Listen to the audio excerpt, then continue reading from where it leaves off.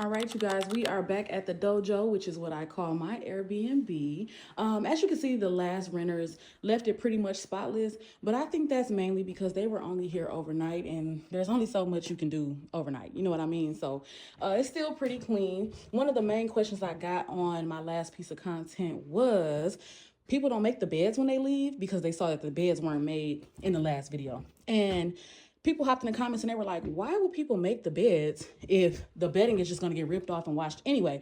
And that was a great point. There's no point in making the bed because it has to come off. I know I've heard that hotels and Airbnbs leave bedding on if it looks clean, because look at this looks very clean. I could just pop it and make it look, you know what I'm saying, like I could pop it and make it look like it was clean and put it back together and be like, oh, okay, happy renting. But that is absolutely disgusting. You don't know what happens in these rooms. You don't know if somebody had a little quickie on top of the comforter. Just because you can't see it doesn't mean it's not there. Remember, guys, you cannot see germs, okay? So I absolutely take off all bedding after every rental. I don't care. And yeah, so we're about to take all the bedding off and get these beds cleaned up, okay?